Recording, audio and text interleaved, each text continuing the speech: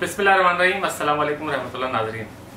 इस वक्त मैं मौजूद हूँ कराची में एक ऐसे घर पर, एक ऐसी शख्सियत के घर पे जो एक जाना माना नाम है पाकिस्तान का, सुप्रीम कोर्ट के साबिक जज हैं और आजकल आम लोग इत्तेहाद नाम की पार्टी इन्होंने बनाई है, उसके सरबराह हैं। इनसे कुछ बात करते हैं कि इस पार्टी का मकसद क्या है।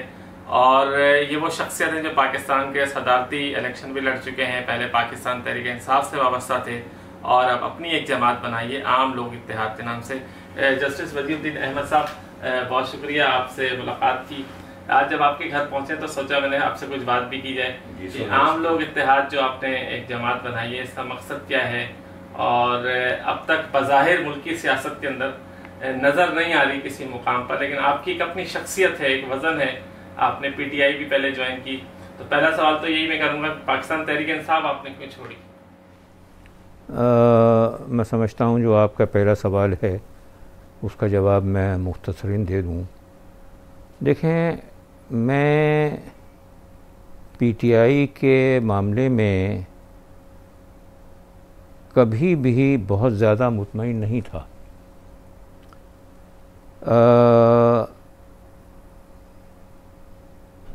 जिस मौके के ऊपर मैंने PTI ज्वाइन की,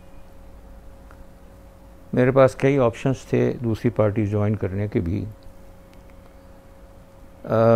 लेकिन क्योंकि मैं उसूली सियासत करना चाहता था तो मुझे ये बेहतर नज़र आए और मैंने ये महसूस किया कि अगर इनकी पॉलिसी मेकिंग के अंदर मेरा कोई हिस्सा हुआ तो ग़ालिबन कोई मुस्बत नताइज उससे निकलेंगे। थोड़ा अरसा तो यूं ही हुआ, लेकिन उसके बाद फिर इन्होंने सो कॉल्ड इलेक्टेबल्स लेना शुरू कर दिए और बतदरीज जो पार्टी का इमेज था वो उसे मजरू होने लगा। लेकिन जब मैंने ये महसूस किया कि ये वो नहीं हैं जो अपने आप को बता रहे हैं और इन्होंने वो नहीं करना जो ये कह रहे हैं, तो मैंने ये सोचा कि इनके साथ खड़े रहने का मतलब ये है कि आप अपनी कौम को धोखा देंगे कि ये सही लोग हैं और नतीजे के तौर के ऊपर जो कुछ भी ये कर रहे हैं या नहीं कर रहे उसमें आप इनके शरीके जुर्म हो जाएंगे। तो जब मैंने ये महसूस किया तो मैंने पार्टी छोड़ दी। जब हमने पार्टी छोड़ी तो बहुत सारे लोग ऐसे थे जो PTI से गैर मुतमईन थे, बहुत सारे लोग ऐसे थे जो चाहते थे कि कोई ऐसी सियासी पार्टी हो कि जिसके मुतालिक लोग बिला तरद्दुद उस पार्टी में शरीक हो जाएं। तो हम लोगों ने आम लोग इत्तेहाद के नाम से पार्टी रजिस्टर कराई, लेकिन हमने ये महसूस किया कि द पावर्स दैट बी वो ये चाहती ही नहीं कि इस मुल्क में कोई ऐसी सियासी इकाई हो कि जो मुल्क के लिए जेन्युइनली कुछ करना चाहते हों और कुछ करें भी। और नौयत यहाँ तक आई कि जब हमने 2018 के इंतखाबात के लिए पार्टी सिंबल के वास्ते अप्लाई किया तो इलेक्शन कमीशन ने हमको सिंबल देने से इनकार कर दिया। अब अगर पार्टी के पास सिंबल ही नहीं होगा तो वो क्या इलेक्शन लड़ेगी। सिर्फ यही नहीं, थोड़े अरसे के बाद बिला वजह पार्टी को डी रजिस्टर कर दिया, यानी पार्टी की रजिस्ट्रेशन रद्द कर दी गई। उसके खिलाफ हम सुप्रीम कोर्ट गए, वहाँ से पार्टी हमारी बहाल हुई। अब वो वक्त आया है कि हम इस पोजीशन में हैं कि इंशाअल्लाह इस महीने हम पार्टी में इलेक्शन कराने जा रहे हैं। आपने जब इमरान खान साहब को सपोर्ट करना शुरू किया, उनके साथ खड़े हुए, आपका एक अपना नाम था, शख्सियत थी, फिर आपने छोड़ दिया। आज बहसत वज़ीर-ए-आज़म इमरान खान को आप कहाँ खड़े हुए देख रहे हैं? क्या वो अपने उन नारों में, वादों में कामयाब हो गए या पाकिस्तानी कौम को आप उनसे पीछे जाते हुए देख रहे हैं या एक कामयाब वज़ीर-ए-आज़म की सूरत में देख रहे हैं? देखें, जैसे मैंने आपसे अर्ज़ किया कि मैंने पीटीआई को छोड़ा ही इसलिए था कि मैंने ये महसूस किया कि इन्होंने वो करना ही नहीं जो ये कह रहे हैं। और अब ये तकरीबन 2 साल का अरसा होता है। मैं आज ही एक साहब मेरे पास आए हुए थे, उनसे मैं ये पूछ रहा था कि अगर मुझे कोई 5 चीज़ें पीटीआई बता दे कि इस 2 साल के अरसे में ये 5 मुस्बत काम हमने किए हैं आवाम की बहबूद के, तो मैं उनको पासिंग मार्क दे दूँगा। उन्होंने जवाब में ये कहा कि वो आपको एक काम भी नहीं बता सकते, और हकीकत भी यही है कि आवाम की हालत जिस वक्त के ये पावर में आए, जैसी कुछ भी थी, अच्छी नहीं थी। इससे पहले जो हुक्मरान थे वो इंतहाई बदउन्मान और नामुनासिब लोग थे, लेकिन इन्होंने तो उनके भी रिकॉर्ड तोड़ दिए, लोग उनको भी भूल गए। तो कौन सी चीज़ है जो उन्होंने अब तक की? अच्छा, आज वही सारे इल्ज़ाम चल रहे हैं। पहले भी पिछले हुक्मरानों को लोग चोर कहते थे, आज वही शुगर माफिया, वही आटा माफिया, वही पेट्रोल माफिया इस हुकूमत में भी नज़र नहीं आ रही। बिल्कुल नज़र आ रही है। अब ये जो पेट्रोल का तनाज़ा पैदा हुआ है, इससे पहले जो आटे का मसला था, इससे पहले जो शुगर का मसला था, और सबसे बड़ी चीज़ जो है वो ये है कि आपने 105 रुपए के डॉलर को तकरीबन 169 रुपीज़ पे पहुंचा दिया। यानी मैं आज ही देख रहा था कि नेपाल में तकरीबन डॉलर 110 रुपया है और पाकिस्तान में तकरीबन 169 रुपीज़ है। तो ये क्या क्या मतलब है? देखें ना, ये जो डॉलर की कोई हैसियत नहीं है, सोने की कोई हैसियत नहीं है, लेकिन इनकी जो कीमतें होती हैं उससे मालूम होता है कि आपकी इकोनॉमी, आपकी मईशत किस दौर से गुजर रही है, उसका क्या स्टेटस है। तो ये वो चीज़ें हैं जो बेंचमार्क्स हैं, जिनसे मालूम होता है कि आप इकोनॉमिकली दुनिया में कहाँ खड़े हुए हैं। तो आप तो माशाल्लाह, जिसको कहते हैं कि पाकिस्तान में मईशत का इस कदर बुरा हाल कभी नहीं हुआ जितना आज है। जस्टिस साहब, ये कराची में जब इमरान खान आए, पीटीआई आई, कराची वालों ने खुल करके सपोर्ट की बड़ी तादाद में, यानी एमकेएम के बाद अगर लाखों की तादाद में वोट मिले तो पीटीआई को मिले। आज कराची के अंदर जो सूरत हाल आपके सामने, आप क्योंकि कराची में रहते हैं, हम भी कराची में रहते हैं, कराची वालों को बिजली तक मुयसर नहीं है। अच्छा, ये कहते हैं कि के इलेक्ट्रिक एक प्राइवेट इदारा है, तो क्या फेडरल सब्जेक्ट में नहीं आता के इलेक्ट्रिक? इनको सब्सिडी अभी भी इन्होंने बजट में दी है, तो के इलेक्ट्रिक का और वफाक का क्या मामला चल रहा है कराची में? देखें, एक बात मैं आपको बता दूं कि सियासी पार्टियों के कुछ डोनर्स होते हैं, पीछे से माली मावनत करने वाले होते हैं, और जाहिर है कि मुफ्त और बिला बदल के पैसा कोई नहीं दिया करता। मैं इतना आज डेफिनेटली कह सकता हूँ कि जिस वक्त ये ऑपोजिशन में थे उस वक्त भी के इलेक्ट्रिक वाले इनके साथ माली ताउन कर रहे थे, और अब जबकि ये हुकूमत में आ गए हैं तो वो ताउन और ज़्यादा बढ़ गया होगा। अब आप मुझे ये बताइए कि तकरीबन 2-2.5 करोड़ की ये आबादी है, बिजली के लिए इससे बड़ी मंडी कहाँ हो सकती है? अगर आप सही लेवल की प्रोडक्शन कर रहे हों और अगर आप अपनी कंपनी ही को मुनासिब अंदाज से चला रहे हों, तो बिजली का ये निर्ख तो नहीं होना चाहिए। तकरीबन 1/4 बिजली तो आपको नेशनल ग्रिड से मिल रही है, दीगर ताबुन दूसरी तरफ हैं। तो बात क्या है? बात जो है वो ये है कि लोगों को मारो, लोगों को कुछ करने ना दो, और पैसा जो है उसकी क्रीम मुल्क से बाहर ले जाओ, और जो दूसरे अरबाब इख्तिदार हैं, ऑपोजिशन में हैं या हुकूमत में हैं, बकिया उनके साथ शेयर करो। राज ग्रुप है कि इलेक्ट्रिक का जो मालिक हैं आरिफ नकवी साहब, कहा जाता है कि इमरान खान साहब के बहुत करीबी हैं, उनकी कोर कमेटी में भी ऐसा है, या ये एक महज फैली भी बात है? लेकिन मैं इतना ज़रूर जानता हूँ कि उनके ख़िलाफ़ फौजदारी मुकदमात हैं। मैं इतना ज़रूर जानता हूँ कि वो ज़मानत के ऊपर हैं। मैं इतना ज़रूर जानता हूँ कि वो भगोड़े हैं।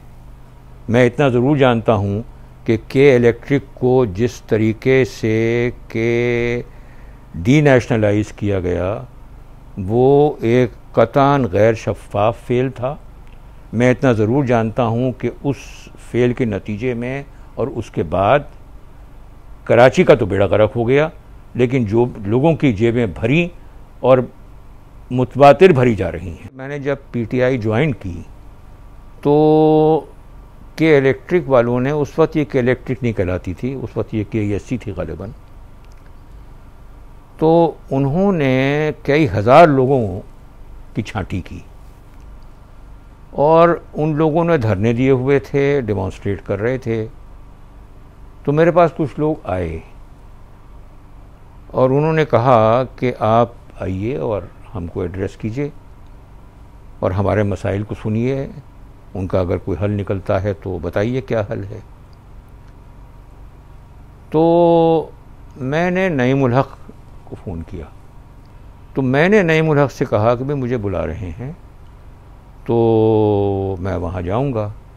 कहने लगे नहीं वो जस्टिस साहब आप वहाँ ना जाइए। मैंने कहा क्यों?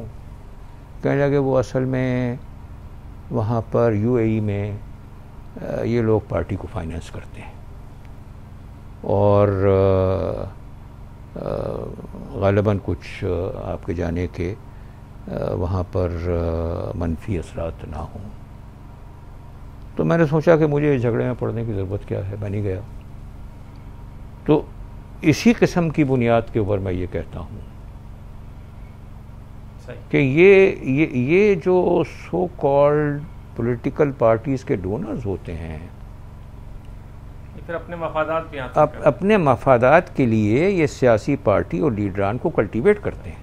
हमारी सियासी पार्टी आम लोग इत्तेहाद, यही इल्ज़ाम 4 साल से हम जी ये इल्ज़ाम सिंध हुकूमत पर भी हैं कि इन्होंने अपने लोगों को सारों का यही है। आम लोग इत्तेहाद की रजिस्ट्रेशन को अब तकरीबन 4 साल हो जाएंगे। हमने आज तक किसी से एक पैसा नहीं लिया। जो भी महदूद काम हैं अपने ही पार्टी ज़राए से हम कर रहे हैं और अगर कभी किसी से कोई पैसा लिया तो इंशाअल्लाह जिसको कहते हैं कि इस बुनियाद के ऊपर नहीं होगा कि इधर ले उधर दे, इस बुनियाद पर नहीं होगा। साहब अभी कोई एक हफ्ते से चीज़ें मीडिया पर भी आ रही हैं कि पहले कैबिनेट में इख्तलाफात हुए, फिर हुआ कि इमरान खान के साथ 4-5 वज़ीर आज़म के उम्मीदवार हैं, फिर इमरान खान साहब ने परसों कहीं बात की कि मैं कहीं नहीं जा रहा, कल उन्होंने पार्लियामेंट में बात की कि कोई कुर्सी मजबूत नहीं है, कोई भी जा सकता है, लेकिन ये -1 भी कर लें तो दूसरे भी जो है वो चोरों को नहीं जाने देंगे। तो ये क्या खिचड़ी पकड़ी? आपको कुछ लग रहा है इमरान खान बहुत कमज़ोर वज़ीर आज़म हो चुके हैं या उनकी रुखसती का वक्त आ रहा है? देखिए, मैं समझता हूँ कि अगर तो ये कोरोना वायरस का सानिया नहीं होता तो इमरान की सर्वाइवल बड़ी मुश्किल हो जाती। लेकिन इमरान की सर्वाइवल इस वक्त पाकिस्तानी एस्टेब्लिशमेंट के कंधों पर नहीं है, बल्कि इंटरनेशनल जो लॉबीज़ हैं वहाँ से इनको सपोर्ट हासिल है। और अगर आपको उसके शवाहिद देखने हैं तो आप ये देखिए कि जो इंटरनेशनल फाइनेंशियल इदारे हैं वहाँ से मुस्तकिल पैसे फेंके जा रहे हैं पाकिस्तान में।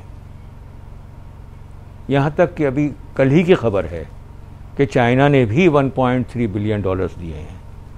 तो इमरान की हुकूमत अगर तो इस वक्त कोई चल रही है और फाइनेंशियली जो पाकिस्तान की बैकबोन टूट चुकी है, डॉलर 169 रुपीज़ का हो चुका है, तो इमरान हुकूमत को इस वक्त सस्टेन इंटरनेशनल मालियाती इदारे कर रहे हैं।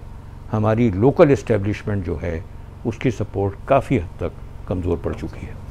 अच्छा, आखिरी सवाल आपसे करूँगा कि अभी बल्दियाती इलेक्शन का मुद्दत ख़त्म हो रही है और कराची समेत मुल्क भर में ड्यू हैं जो होने हैं, तो आप क्या समझते हैं कि आपकी जो आम लोग पार्टी है, आम लोग इत्तेहाद, बल्दियाती इलेक्शन में भी कंटेस्ट करेंगे कराची वालों के लिए, पाकिस्तान भर में अपने उम्मीदवार खड़ा करेंगे, कोई प्लान है आपका? जी इंशाल्लाह बिल्कुल करेंगे। अव्वल तो मुझे शक है कि कौन से सूबे में इलेक्शन होगा, कौन से में नहीं होगा, धांधली का लेवल क्या होगा। ये तमाम बातें जो हैं वो शुकूक से बरतर नहीं हैं, लेकिन इंशाल्लाह हमारा जो इमीडिएट एम है वो यही है कि अपने महदूद ज़रायों के बावजूद बल्दियाती इलेक्शंस हम भरपूर अंदाज से उसमें हिस्सा लेंगे। अगर तो हम अच्छे कैंडिडेट भी लेकर के आते हैं, अगर तो हम ग्राउंड के ऊपर सपोर्ट भी मस्टर करते हैं और हमको मीडिया ही नहीं मिलता, तो फिर हम वो रिज़ल्ट तो नहीं ला सकते जो हमें लाने चाहिए।